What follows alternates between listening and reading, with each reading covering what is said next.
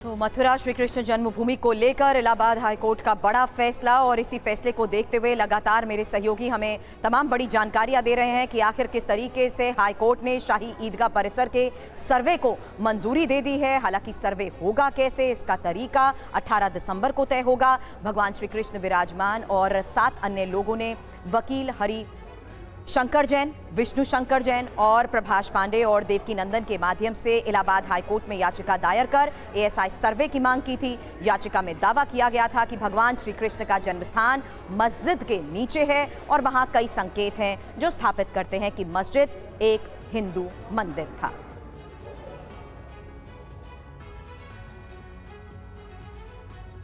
तो देखिए, बड़ी खबर आपको बताएं, मथुरा ईदगाह मस्जिद को लेकर ये बड़ी खबर सामने आ रही। इलाहाबाद हाईकोर्ट ने सर्वे को आखिरकार मंजूरी दे दी है। हाईकोर्ट ने कमिश्नर की नियुक्ति को मंजूरी दी है। हाईकोर्ट ने सर्वे आयोग की मंजूरी दी है। और एसटी हसन हमारे साथ जुड़े हुए समाजवादी पार्टी के नेता एसटी हसन साहब, कैसे देखेंगे आप हाईकोर्ट का ये फैसला, इलाहाबाद हाईकोर्ट की तरफ से सर्वे को मंजूरी देने पर जो फैसला आया?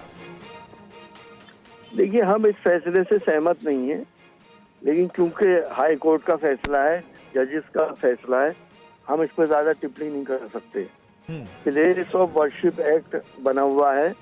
इस तरह के फैसलों से देश में और अनरेस्ट पैदा होगा, पुराने गड़े मुर्दे उखाड़े जाएंगे और आगे न जाने क्या क्या होगा। कि हमें एक बुरा एक्सपीरियंस हुआ भी है बाबरी मस्जिद का। हम नहीं चाहते कि देश में वो इतिहास दोबारा दोहराए जी।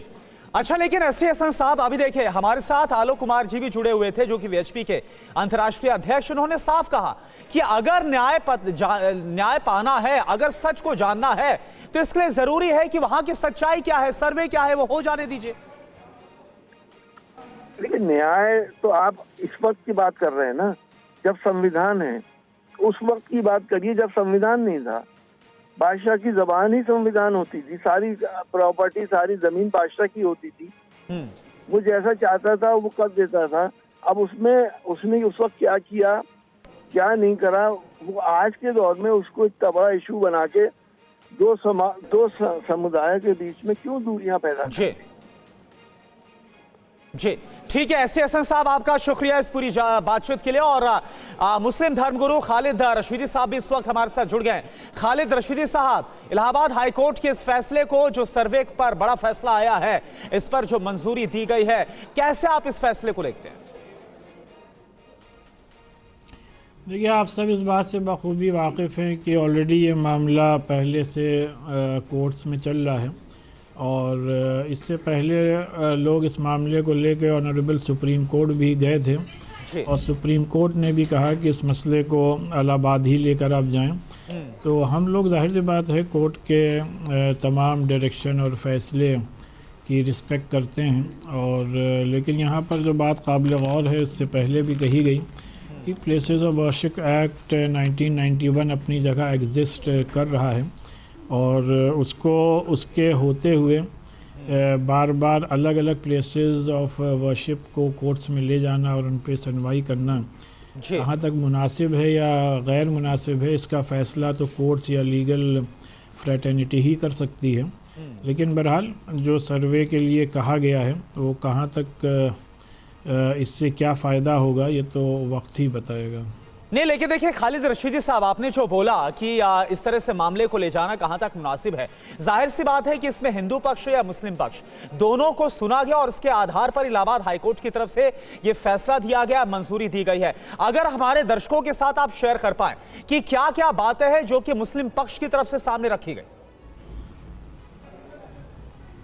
नहीं, देखिए, जहाँ तक मुस्लिम साइड का सवाल है तो जाहिर सी बात है, हम सबका यही कहना है कि ये ईदगाह है और ईदगाह हो, मस्जिद हो, वो मुसलमानों को ही बिलोंग करती है। जिस तरीके से जाहिर सी बात है मंदिर हमारे हिंदू भाइयों के लिए जगह है। तो हम लोगों का ये बेसिकली मानना है कि मुल्क की एक बड़े फ़ायदे को देखते हुए, मुल्क की गंगा जमनी तहज़ीब, कम्युनल हारमनी को मद्देनज़र रखते हुए इबादतगाहों से मुताल्लिक़ अब किसी किस्म की कंट्रोवर्सी नहीं होनी चाहिए। बहरहाल ऑलरेडी मामला हाई कोर्ट में है, बेहतर फैसला तो कोर्ट्स के ज़रिए ही से आएगा। बिल्कुल। लेकिन हम मुसलमानों का जाहिर सी बात यही मानना है कि ये ईदगाह हमारी है, ज़मीन हमारी है और इसमें किसी किस्म का इंटरफेरेंस नहीं होना चाहिए। अब कोर्ट क्या फ़ैसला करता है ये वक्त बताएगा। बिल्कुल। हालांकि इस बीच जो खबरें आज के फैसले को लेते हुए सर्वे कराने को लेकर लिया गया फैसला है उसके बारे में और जानकारी है, क्योंकि हाईकोर्ट ने सर्वे में फोटोग्राफी के लिए कहा है और हाईकोर्ट ने सर्वे में वीडियोग्राफी के लिए भी कह दिया है। तो अब जिस तरीके से सर्वे कराने को मिली मंजूरी और इसी दौरान हाईकोर्ट ने सर्वे में फोटोग्राफी और वीडियोग्राफी करने के लिए भी कह दिया है, मंजूरी दे दी है, क्योंकि वो जो तमाम तथ्य कोर्ट के सामने सर्वे के आधार पर रखे जाएंगे उसमें ये महत्वपूर्ण होगा कि आखिर सर्वे के दौरान क्या तस्वीरें ली गई हैं, सर्वे के दौरान किस तरीके से उन फैक्ट्स को जुटाने की कोशिश की गई है, उसकी वीडियोग्राफी भी की जा सकेगी। और देखिए एक और बड़ी खबर, ज्ञान वापी पर सर्वे के आदेश को आधार बनाया गया। सुप्रीम कोर्ट के आदेश को हाईकोर्ट में आधार बनाया गया। 18 दिसंबर को कमिश्नर की नियुक्ति पर अब फैसला होगा। जो 18 दिसंबर तारीख तय की गई है, कोर्ट कमिश्नर किसे नियुक्त किया जाएगा इस पर सुनवाई होगी। सर्वे कितने दिन चलेगा, 18 दिसंबर को इस बात का फैसला चलेगा। विश्व आज माननीय इलाहाबाद हाईकोर्ट ने कृष्ण जन्मभूमि के केस में जो हमारी मांग थी कि शाही ईदगाह मस्जिद में एडवोकेट कमीशन के द्वारा सर्वे कराया जाए, उस सर्वे की एप्लीकेशन को अलाउ कर दिया है कि एप्लीकेशन डिसाइड की जाए, उसके बाद एडवोकेट कमीशन की एप्लीकेशन सुनी जाए। उस आर्गुमेंट को माननीय न्यायालय ने रिजेक्ट कर दिया है।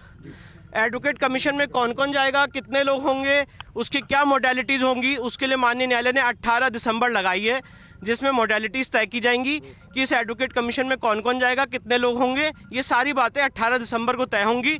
पर मूल बात यह है, एडवोकेट कमीशन वहाँ जाने का ऑर्डर, हमारी जो एप्लीकेशन थी, एप्लीकेशन 130 उसको माननीय न्यायालय ने अलाउ कर दिया है और एडवोकेट कमीशन जारी करने का आदेश कर दिया।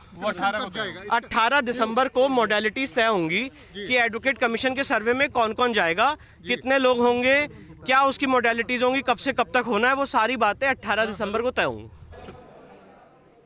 मंदिर बन गया, उसी प्रकार से सर्वे का आदेश ज्ञानवापी वाराणसी को मिला और वहाँ भी उसी के आधार पर चल रहा कि सारे साक्ष्य जो हैं वो हिंदुओं के पक्ष में हैं और उसका भी निस्तारण हो जाएगा।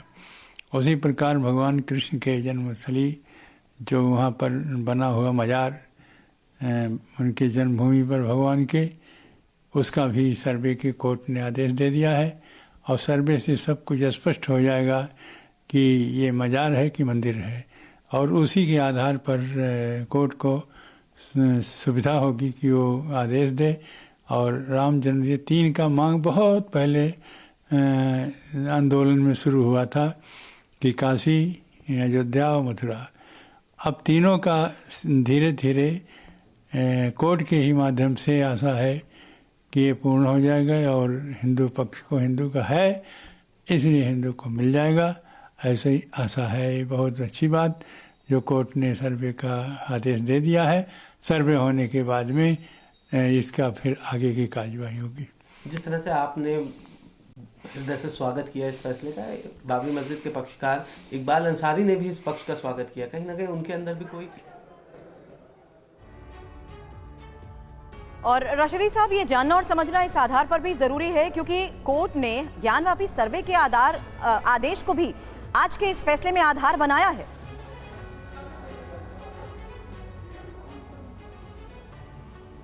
खालिद रशीदी साहब, आपको मेरी आवाज मिल रही है? जी रशीदी साहब, मैं यही बता रही थी कि ज्ञानवापी सर्वे के आदेश को भी आज के इस फैसले के दौरान आधार बनाया गया। अरे जाहिर सी बात है, ऑनरेबल जज ने किस चीज़ को आधार बनाया है वो तो, और किस चीज़ को नहीं, वो तो जाहिर सी बात है जजमेंट की कॉपी पढ़ने के बाद ही आदमी इस सिलसिले में कोई अपनी राय रख सकता है। लेकिन बहरहाल जो भी सर्वे के लिए कहा गया है उस सिलसिले की जाहिर सी बात है मुखालफत मुस्लिम साइड ने की थी, लेकिन जो भी कोर्ट का फ़ैसला है जाहिर बात है उन कोर्ट का अपना फ़ैसला है, उसकी हम लोग रिस्पेक्ट करते हैं। और अब देखते हैं कि सर्वे में क्या रिपोर्ट आती है। लेकिन एज अ जहाँ तक मुस्लिम कम्युनिटी का सवाल है जी तो जाहिर बात है हम सबका यही कहना है कि वो ईदगाह आज नहीं बनी है, सैकड़ों साल पुरानी ईदगाह है। जी और जाहिर सी बात है ये बात बारहा कही गई है कि मुसलमान कभी भी किसी की भी दूसरे ज़मीन पर अपनी इबादतगाह नहीं बनाता है, क्योंकि वहाँ पे नमाज अदा करना, इबादत करना ही जायज़ नहीं होता है। इस वजह से हम लोगों ने हमेशा अपनी ही ज़मीन पर इबादतगाहों की तामीर की है। जी ये एक फैक्ट है। और लेकिन बार बार इसको इसीलिए आप सब जानते हैं कि 99 चलिए रशीदी साहब चाहेंगे कि आप हमारे साथ बने रहिए। इस बीच जो पक्षकार हैं उनकी तरफ से बयान सामने आ रहे, पहले सुन लेते हैं। ईदगाह मस्जिद का सर्वे होना चाहिए, वो माननीय कोर्ट ने आज स्वीकार कर लिया है। अब कोर्ट के द्वारा, आदेश के द्वारा ईदगाह मस्जिद का कोर्ट कमिश्नर सर्वे होगा, वहाँ पर अधिकारी जाएंगे और वहाँ जितने भी प्राचीन साक्ष्य हैं जो ईदगाह मस्जिद के अंदर हमारे हिंदू मंदिर के साक्ष्य दबे हुए हैं, उन सब की रिपोर्ट बनाकर कोर्ट कमिश्नर माननीय न्यायालय में जमा करेंगे, तो माननीय न्यायालय को फैसला देने में आसानी होगी। अब दूध का दूध, पानी का पानी अलग हो जाएगा। तो आगे आप बता दें। देखिए, इस ईदगाह मस्जिद में जो भगवान श्री कृष्ण मंदिर के जो प्राचीन साक्ष्य थे, जैसे पुष्प था, कमल का निशान था, शेषनाग का निशान था, स्वास्तिक का चिन्ह थे, जो प्राचीन मंदिर के प्राचीन शिलालेख थे, प्राचीन कलाकृतियां थी, वो सभी इस मस्जिद के नीचे दबी हुई हैं। अब खालिद रशीदी साहब TV9 से बातचीत करते हुए, फैसले का सम्मान की बात करते हुए उनसे हमने बात की। लेकिन इस बीच हिंदू पक्ष फैसले को लेकर जो खुशी जता रहा है उसके बारे में भी आपको कुछ और जानकारी देंगे। लेकिन उससे पहले कोर्ट का आखिर आज का ये फैसला है क्या, ये डिटेल जानकारी आपके सामने, क्योंकि मथुरा ईदगाह में सर्वे को मिली मंजूरी को लेकर आज की ये सबसे बड़ी खबर है, जहां हिंदू पक्ष की याचिका को स्वीकार कर लिया गया है और ईदगाह कमेटी की दलील को खारिज कर दिया गया है। आपको बता दें 18 दिसंबर को अब फैसला आना है। फैसला क्या होगा कि आखिर कोर्ट कमिश्नर कौन होंगे। 18 दिसंबर को ही इसको लेकर फैसला होगा कि आगे की कार्रवाई कैसे होगी, क्योंकि आज जो बड़ी खबर सामने आई है उसके मुताबिक सर्वे करवाने को मंजूरी मिली है, लेकिन सर्वे होगा कैसे, कोर्ट की निगरानी में सर्वे होगा, इस बात की भी मंजूरी मिल गई है। लेकिन कोर्ट कमिश्नर कौन होंगे, इसका फैसला 18 दिसंबर को होगा। आगे की कार्रवाई कैसे होगी, इसका फैसला भी 18 दिसंबर को होगा। और ज्ञानवापी सर्वे पर सुप्रीम कोर्ट के फैसले को आधार माना गया है, जिस आधार पर लगातार हम अपने सहयोगियों के साथ भी चर्चा कर रहे हैं कि अब मथुरा ईदगाह के सर्वे में आखिर आगे होगा क्या। बिल्कुल, देखिए सुरभि, यही सवाल है कि अब मथुरा ईदगाह के सर्वे में आखिर आगे होगा क्या, ये एक बड़ा सवाल है। अयोध्या काशी की राह पर केस को आगे बढ़ाया जाएगा, जो जानकारी साफ तौर पर निकलकर सामने आ रही, मंदिर मस्जिद का सच पता लगाया जाएगा, क्योंकि जो हिंदू पक्षकार है उनकी तरफ से दावा किया जा रहा है कि जो 2.5 एकड़ की जमीन इस वक्त ईदगाह के पास से, वहां पर तमाम मंदिर के चिन्ह है, कृष्ण जन्मभूमि के सबूत सामने आएंगे। ये एक बड़ा सवाल है। रिपोर्ट मुकदमे की दिशा तय करेगी कि आगे फिर ये जो मुकदमा है वो किस तरफ रुख करता हुआ नजर आएगा। ये पता चलेगा कि जन्मभूमि की जगह पर ही क्या मस्जिद को बनाया गया, जो कहा जा रहा है कि किस तरह से 1670 के आसपास औरंगजेब ने मंदिर को तोड़कर यहां पर मस्जिद बनवाई थी। और आपको बता दें, कुछ दिन पहले प्रधानमंत्री मोदी मथुरा गए थे, जहां पर पीएम ने कृष्ण जन्मभूमि के दर्शन भी किए थे। आपको सुनाते हैं तब प्रधानमंत्री ने क्या कहा था। यहाँ वही आता है जहां श्री कृष्ण और श्री जी बुलाते हैं। ये कोई साधारण धरती नहीं है, ये ब्रज तो हमारे श्यामा श्यामजू का अपना धाम है। ब्रज लालजी और लाडली जी के प्रेम का साक्षात अवतार है।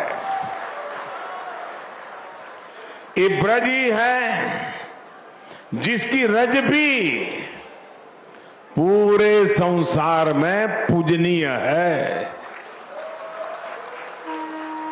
ब्रज की रज रज में राधा रानी रमी हुई है, यहां के कण कण में कृष्ण समाये हुए हैं। तो देखिए, मथुरा श्री कृष्ण जन्मभूमि को लेकर इलाहाबाद हाईकोर्ट का यह बहुत बड़ा फैसला है जो सामने आया। इलाहाबाद हाईकोर्ट ने शाही ईदगाह परिसर के सर्वे को आखिरकार मंजूरी दे दी है। सर्वे कैसे होगा, इसका तरीका 18 दिसंबर को तय हो जाएगा। भगवान श्री कृष्ण विराजमान और 7 अन्य लोगों ने वकील हरिशंकर जैन, विष्णु शंकर जैन, प्रभाष पांडे और देवकी नंदन के माध्यम से इलाहाबाद हाईकोर्ट में याचिका को दायर कर ASI सर्वे की मांग की थी। याचिका में इस बात का दावा किया गया था कि भगवान श्री कृष्ण का जन्म स्थान मस्जिद के नीचे है और वहां पर कई संकेत हैं जो स्थापित करते हैं कि मस्जिद एक हिंदू मंदिर था। यह इस बात का दावा किया गया और इसी के बाद आखिरकार अब ये जो सवाल है कि वहां पर मंदिर है या फिर मस्जिद, अब इसको लेकर कैसे आगे राह बढ़ेगी। आज ये बहुत बड़ा फैसला सामने आया जब इलाहाबाद हाईकोर्ट ने आखिरकार सर्वे को मंजूरी दे दी है। पीयूष पांडे इस वक्त हमारे साथ जुड़े हुए। पीयूष, ये वाकई में एक बहुत बड़ा फैसला है क्योंकि लगातार ये मसला कई सालों से चलता आ रहा था, लगातार हवाला 1968 के समझौते का दिया जा रहा था, लेकिन अब इस सर्वे के आधार पर क्या यह तय हो पाएगा कि वो जगह 2.5 एकड़ की जगह क्या वहां पर वाकई मंदिर था या फिर मस्जिद? देखिए, ये जो कोर्ट कमिश्नर की रिपोर्ट होगी, यानी कि आने वाले समय में कितने दिनों में ये सब, जब 18 तारीख को तय कर देगा हाई कोर्ट कि कितने दिनों में रिपोर्ट दाखिल की जाए और तैयार की जाए और कौन कोर्ट कमिश्नर होगा, उसके बाद जब ये सर्वे कर लिया जाएगा पूरा, तो उसमें इनिशियल रिपोर्ट सौंपी जाती है। इनिशियल रिपोर्ट में ये होगा कि इसमें आगे और क्या किया जाना चाहिए, हमें क्या मिला है। यानी कि ये संभावना बनती है कि कोर्ट कमिश्नर की रिपोर्ट के बाद इस मामले में ASI सर्वे का भी मामला सामने आए, जैसा कि आपने देखा होगा कि ज्ञानवापी मामले में पहले कोर्ट कमिश्नर ने एक रिपोर्ट फाइल की थी, उसके बाद ASI सर्वे की मांग हुई और उसको सुप्रीम कोर्ट ने इजाज़त दी। अहम बात ये थी कि सुप्रीम कोर्ट ने अपने ASI सर्वे के आदेश में ये साफ कर दिया कि ऐसी स्थितियों में देश की अदालतें सर्वे का आदेश दे सकती हैं ताकि स्थितियाँ स्पष्ट हो जाएं और इससे किसी को गुरेज नहीं होना चाहिए, किसी को परेशानी नहीं होनी चाहिए। यही वजह है कि हाई कोर्ट ने इस मामले में कोर्ट कमिश्नर की नियुक्ति कर दी है और सीधे तौर पर अब इस मामले में सर्वे कराया जाएगा। जी, बड़ी बात आपने यहाँ पर बताई आज के फैसले को लेकर, लेकिन आपको हम सुनाते हैं कि इस फैसले पर अयोध्या केस के पक्षकार इकबाल अंसारी और बीजेपी सांसद सुमेधानंद सरस्वती की तरफ से क्या कहा गया। हम तो सारी चीज़ों को सही मानते हैं। हमारा मकसद है कि देश में जो है हिंदू मुसलमानों के बीच में कोई दरार न पड़े और हमेशा एकता की हम बात करते हैं, क्योंकि हम इंसान हैं। ये लिए हम यही चाहते हैं कि जब जो है दुनिया में इंसान पैदा हुआ है तो जो है जो भी अच्छा काम हो, अच्छी बात हो, वही काम होना चाहिए। हम उसी पे विश्वास रखते हैं, संविधान पे रखते हैं और अच्छे लोगों पे विश्वास करते हैं। हम खून खराबा कभी नहीं चाहते। जैसे राम जन्मभूमि के अंदर तथ्यात्मक दृष्टिकोण से कोर्ट ने फैसला दिया था, तो यहाँ भी कोर्ट अपना कोई निर्णय देगा, फिर कोर्ट के सामने तथ्य आएंगे। तो सर, ये हिंदू पक्ष की एक जीत मानते हैं? इसमें देखिए, पक्ष विपक्ष की बात नहीं है, लेकिन इतनी बात तो है ही कि बार बार हिंदू पक्ष ये कह रहा था कि इसकी जांच होनी चाहिए, तो जांच के आदेश हो गए, यहाँ तक आप जीत मान सकते हैं। मनीष, एक बात मैं आपसे भी यहाँ समझना चाहूंगी, क्योंकि सबसे बड़ा सवाल यही है कि आखिर विवादित भूमि पर अधिकार किसका। इसी का जवाब जानने के लिए ये सारी लंबी जुरह कोर्ट में चली है। कोर्ट के सामने तथ्यों के आधार पर, अभी तक की याचिकाओं के आधार पर जो फैक्ट्स रखे गए, उसमें मुस्लिम पक्ष ये साफ तौर पर बार बार दोहराता रहा और उनकी तरफ से ये भी बात बार बार कही गई कि बकायदा समझौता हुआ। बिल्कुल, देखिए, सबसे बड़ी बात तो यह है कि मुस्लिम पक्ष की जो सबसे महत्वपूर्ण दलील है वो प्लेसेस ऑफ वर्शिप एक्ट 91 को लेकर है, जो कहता है कि 15 अगस्त 1947 को जो जहां था वही रहेगा। यानी जिसके पास जो हिंदू मंदिर थे या फिर मुस्लिम के मस्जिद थे वो वहीं रहेंगे, सिवाय जो बाबरी मस्जिद अयोध्या जन्मभूमि को छोड़कर। तो वैसी स्थिति में देखिए ये क्यों लाया गया था, ये 91 में लाया गया था। तब की जो कांग्रेस सरकार है उन्होंने एक तरह से आप कहिए तो वोट बैंक के लिए अपना एक चुनावी मैनिफेस्टो के तहत इसको लाया था। लेकिन आज की तारीख में जो प्लेसेस ऑफ वर्शिप एक्ट जिसकी सबसे बड़ी दलील मुस्लिम पक्ष देते हैं वो खुद सवालों के घेरे में है। सुप्रीम कोर्ट में वो पेंडिंग है, सुप्रीम कोर्ट उसमें सुनवाई कर रही है, बल्कि सुप्रीम कोर्ट के मौजूदा चीफ जस्टिस ने ही इसी साल ये कहा था कि ये कानून इस बात से नहीं रोकता है कि अगर हम सच्चाई पता करें कि कौन सा जो परिसर है वो किस धर्म से जुड़ा हुआ है। तो आज की तारीख में उसी के आधार पर ज्ञानवापी मस्जिद में सर्वे हुआ, उसी के आधार पर आज ईदगाह में सर्वे की और उसी को आधार बनाया गया, क्योंकि जो सुप्रीम कोर्ट का फैसला था इसी को भी आधार बनाया गया, जो हमने देखा आज सर्वे को मंजूरी दी गई है। इस बीच हमारे साथ पंकज जी भी, हमारे रोविंग एडिटर भी जुड़े हुए हैं। पंकज जी, मैं जानना चाहूं, क्योंकि देखिए हिंदू जो पक्ष है उसकी आज ये बहुत बड़ी जीत है, सर्वे को मंजूरी मिलना। 18 तारीख को आगे की रूपरेखा तय हो जाएगी कोर्ट कमिश्नर की नियुक्ति के साथ, जो उस पर सुनवाई होनी। लेकिन इस दौरान जो इससे पहले सुनवाई, आज के फैसले से पहले जो सुनवाई का दौर चला, उसमें दोनों तरफ से क्या रखा गया, ये जरा आप बतलाइए। देखिए, मुस्लिम पक्ष की तरफ से जो सुन्नी सेंट्रल वक्फ बोर्ड है और साथ ही जो शाही ईदगाह मस्जिद की तरफ से बार बार ये कहा जाता रहा, प्लेसेज ऑफ वर्शिप एक्ट के जिसकी बात हो रही है उसका हवाला दिया गया और उन्होंने अपनी तरफ से प्रमाण दिए कि इसको देखते हुए इसकी सर्वे ना कराई जाए। हिंदू पक्ष की तरफ से तमाम जो आप कह रहे हैं कि प्रमाण के तौर पे बहुत सारी किताबों और उसमें उल्लेख कि भगवान कृष्ण की जन्मभूमि वाला जो इलाका है और इस जगह पर तोड़ करके मंदिर को ये शाही ईदगाह मस्जिद बनाई गई है, उसके प्रमाण दिए गए अदालत के सामने। विष्णु शंकर जैन और तमाम वकीलों ने इलाहाबाद हाईकोर्ट से लेकर यहाँ मथुरा की जिला अदालत में भी पहले ये फैसला आया था, वहाँ भी वही प्रमाण दिए गए, यहाँ भी प्रमाण दिया गया। सबसे बड़ा आधार जो बनाया गया वो ज्ञानवापी काशी का जो वाराणसी का ज्ञानवापी का परिसर का जो सर्वे है, वहाँ से भी इसी तरीके के ऐतिहासिक दस्तावेज पौराणिक प्रमाणों का जिक्र किया गया था। उसी तरीके से इस मथुरा के कृष्ण जन्मभूमि और साथ ही शाही ईदगाह मस्जिद वाले मामले में सर्वे के लिए उन्हीं सब बातों का जिक्र किया गया। कोर्ट ने उस बात को माना और फिर कोर्ट ने कहा कि एडवोकेट कमिश्नर सर्वे करेंगे। 18 तारीख उस पर होगा कि किस तरीके से वो तय की जाएगी, कितने दिनों का होगा, कौन कौन लोग होंगे, ये सारी चीजें उस दिन तय होंगी। बिल्कुल जो बात आपने कही, और वीएचपी के अंतर्राष्ट्रीय अध्यक्ष आलोक कुमार जी ने भी अभी थोड़ी देर पहले TV9 से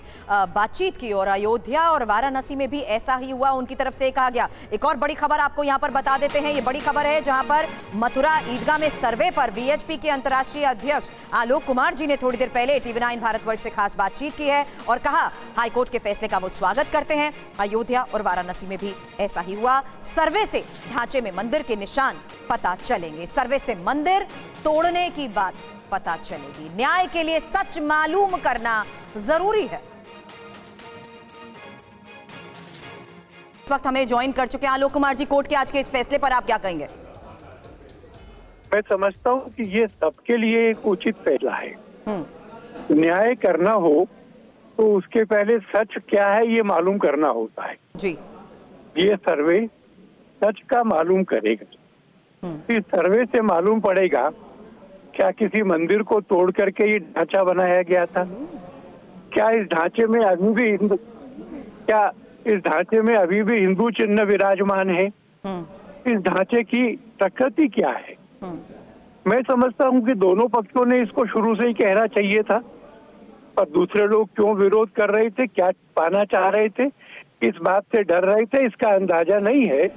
पर अब ये फैसला हो गया है, एक्सपर्ट लोग, निष्पक्ष लोग फैसला इसका सर्वे करेंगे, हम इसका स्वागत करते हैं। जी आलोक जी, लेकिन ये जानना जरूरी है कि आखिर किस आधार पर कोर्ट के सामने फैक्ट्स रखे जाएंगे, सर्वे में किस तरीके से इन फैक्ट्स को जुटाया जाएगा, उसकी रूपरेखा आखिर क्या होगी, ये भी समझना बहुत जरूरी है। मैं समझता हूँ कि अब इसके बारे में ज्यादा परेशानी नहीं है। अच्छा जी। क्योंकि राम जन्मभूमि के मामले में हुआ, वाराणसी के बारे में हुआ, तो अब तक ये दोनों बातें कैसे करना ये तय हो गया है। इसकी विधि क्या है, इसको करने वाले कौन लोग हों, इसमें निष्पक्षता और दोनों पक्षों की साझेदारी हो, इन सब चीजों को कोर्ट सुनिश्चित करता है। तो श्री कृष्ण जन्मभूमि शाही ईदगाह विवादित परिसर का होगा सर्वे, इस वक्त की ये सबसे बड़ी खबर है। और इसी बारे में, कोर्ट के फैसले के बारे में, सर्वे को लेकर आगे 18 दिसंबर को क्या होगा फैसला, इसके बारे में तमाम डिटेल हमारे सहयोगी हमें दे रहे थे। आप सभी का बहुत बहुत शुक्रिया। तो देखिए, आज इलाहाबाद हाईकोर्ट की तरफ से श्री कृष्ण जन्मभूमि ईदगाह मामले को लेकर बड़ा फैसला सामने आया, सर्वे को मंजूरी दी गई है और इसी के साथ जो हिंदू पक्ष है, जो पक्षकार है, उनकी बड़ी जीत। लेकिन इससे पहले आप देखिए जिस तरह से मंदिर पर फैसला सुनाया गया सुप्रीम कोर्ट की तरफ से, अयोध्या में जो सर्वे हुआ वो हम आपको दिखला रहे। इसके अलावा ज्ञानवापी की बात करें, वाराणसी की, जहां पर इस वक्त सर्वे लगातार हो रहा है और जो रिपोर्ट है उसका इंतजार है। और वहीं अब क्या फैसला होगा, क्योंकि 18 दिसंबर को कोर्ट कमिश्नर की नियुक्ति की जाएगी और इसके बाद ही सर्वे की आगे की रूपरेखा तय होगी। इस बीच एक और बड़ी खबर ईदगाह मस्जिद को लेकर बड़ी खबर है। इलाहाबाद हाईकोर्ट ने सर्वे को मंजूरी दी, जैसा हमने आपको बताया, हाईकोर्ट ने कमिश्नर की नियुक्ति को मंजूरी दे दी है। हाईकोर्ट ने सर्वे आयोग को मंजूरी दी है। हाईकोर्ट ने हिंदू पक्ष की अर्जी पर आखिरकार मंजूरी दे दी है और यह एक बहुत बड़ी जीत के तौर पर हिंदू पक्ष देख रहा है। तो मथुरा में श्री कृष्ण जन्मभूमि को लेकर कथावाचक देवकीनंदन ठाकुर बड़ी मुहिम चला रहे हैं। कुछ दिन पहले TV9 भारतवर्ष ने देवकीनंदन ठाकुर के साथ एक खास शो किया था, उसका एक हिस्सा आपको दिखाते हैं। मथुरा जहां पर हम बैठे हैं 9 किलोमीटर यहीं से दूर वो श्री कृष्ण जन्मभूमि है जिसका वो शाही ईदगाह मस्जिद से विवाद चल रहा है जी। और आप क्योंकि हम मथुरा में ही बैठे हैं तो थोड़ा उसकी भी बात कर लेते हैं। साफ साफ कहा जाता है कि अयोध्या का मुद्दा तो ठीक था, वो 1991 का जो एक्ट आया उससे पहले का था, इसलिए उस पर लागू नहीं हुआ। लेकिन ये जो मथुरा का विवाद है, इस पर पूरी तरह से विवाद, वो एक्ट लागू होता है, फिर आप लोग ये विवाद की स्थिति पैदा क्यों कर रहे हैं उसमें? पहली बात तो मैं यहाँ पर दो बात कहना चाहूँगा। दो बात ये हैं, जो 91 से पहले राम जी की बात हम कर रहे हैं, क्या 91 से पहले कृष्ण जी मथुरा में नहीं हुए थे? हुए थे कि नहीं हुए थे? तो जो राम जी की बात है वो कृष्ण जी की बात तो फिर भी होगी, क्योंकि कृष्ण जी 91 के बाद पैदा नहीं हुए, जन्म नहीं हुआ। 1947 की डेट है, 15 अगस्त 1947 को देश में जो धार्मिक स्थल जैसा था जी वैसा ही रहेगा, उसमें बदलाव नहीं किया। 1832 से लेके 1965 तक कृष्ण जन्म भूमि पे 9 मुकदमे हुए। 1800 से लेके क्या न्याय मिला? अभी भी यहाँ पर कृष्ण जन्म भूमि के अनेक 15 से ज्यादा केस हैं कृष्ण जन्म भूमि पे। 91 वर्शिप एक्ट के अगेंस्ट भी हमने सुप्रीम कोर्ट में याचिका डाली, हमने डाली हुई है। इसलिए डाली हुई है कि कोई भी संवैधानिक कानून देश के नागरिकों के लिए होता है, जिसे नागरिकों का भला हो। कोई भी सरकार मनुष्य को, मानव को अपने अधिकार के लिए कोर्ट में जाने से नहीं रोक सकती, कहीं भी नहीं हो सकता। आप मुझे बताइए, क्या पाकिस्तान में भी ऐसा कानून है? क्या पाकिस्तान में भी ऐसा कानून है कि मनुष्य, मानव अपने अधिकार के लिए कोर्ट नहीं जाएगा? वहां के लिए भी कोर्ट खुला है। अरे साहब, जिस भारत में कसाब के लिए रात को 2 बजे कोर्ट खुलता हो, उसी देश में हम भारतीयों के लिए आस्था की बात रखने के लिए कोर्ट के दरवाजे बंद कर दिए जाएंगे? ये किसने किया था? क्यों किया था? मतलब क्या था? हम इस देश के नागरिक हैं कि नहीं? हम इस देश के वोटर हैं कि नहीं? हमारी आस्थाओं का सम्मान देश के संविधान में है कि नहीं? अगर है तो कृष्ण जन्मभूमि पे बात होनी चाहिए। अच्छा, आपने बड़ी अच्छी बात कही कि 1991 का वर्शिप एक्ट है, वो हमारी आस्था को नहीं मोड़ सकता है जी। लेकिन उसमें एक तर्क और है। मैं आपके पास ओमवीर जी आ रहा हूं, तो ओम जी तुरंत आ रहा हूं। ये कहा जाता है, तर्क ये दिया जाता है दूसरे पक्ष से कि जब 1968 में हमारे बड़े बूढ़ों ने आज से 65 साल पहले मथुरा का विवाद कृष्ण जन्मभूमि का बैठकर निपटा लिया, तो फिर इसको मुद्दा क्यों बनाया जा रहा है? मैं ये जानना चाहता हूं कि और ये बात ओवैसी भी कहते हैं। कौन कहते हैं? असदुद्दीन ओवैसी भी कहते हैं। ये कौन है? आप जानते हैं बहुत अच्छे से उनको? मैं नहीं जानता, मैं उस किसी व्यक्ति को नहीं जानता। मैं ऐसे किसी भी आदमी को नहीं जानता कि जो संवैधानिक पद पर बैठकर बहुसंख्यक लोगों को गाली देता है, बहुसंख्यक लोगों की भावना के साथ खिलवाड़ करता है। मैं ये जानना चाहता हूं कि जिस जगह से वो संवैधानिक पद पे है, क्या वहां 2-4 भी हिंदू नहीं होंगे? होंगे कि नहीं होंगे? अगर हैं तो क्या उनकी आस्था नहीं है? उसी के छोटे भाई ने कह दिया था 15 मिनट के लिए मिलिट्री हटा लो, हम हिंदुओं को बता देंगे। कौन है वो? उसे संवैधानिक पद पर रहने का अधिकार नहीं है। मैं तो ये चाहूंगा कि चुनाव आयुक्त उसे आजीवन प्रतिबंध करे, उन दोनों को जो बहुसंख्यक लोगों को खुलेआम धमकी देता हो। अगर हम उसकी रिस्पेक्ट, हम आज भी रिस्पेक्ट कर रहे हैं। क्यों कर रहे हैं? क्योंकि संवैधानिक पद पे हम उसे गाली नहीं दे रहे, हम उसे अपमानित नहीं कर रहे, लेकिन वो हम लोगों के लिए ऐसे ऐसे शब्द बोलता है कि हम यहाँ से बोल भी नहीं सकते। आप कह रहे हैं ओवैसी पे प्रतिबंध लगा देना चाहिए? आजीवन। कभी चुनाव नहीं लड़े, उससे अच्छे अच्छे लोग हैं जो भाईचारा चाहते हैं, उसी समाज के, वो लोग चुनाव लड़े, वो लोग जाएं, अच्छे सदन में काम करें, भारत के विकास के लिए काम करें। क्या बुराई है? जो लोग देश के बंटवारे की और 2 नंबर की बात करते हैं, वो क्यों जाएंगे सदन में? नहीं जाने चाहिए।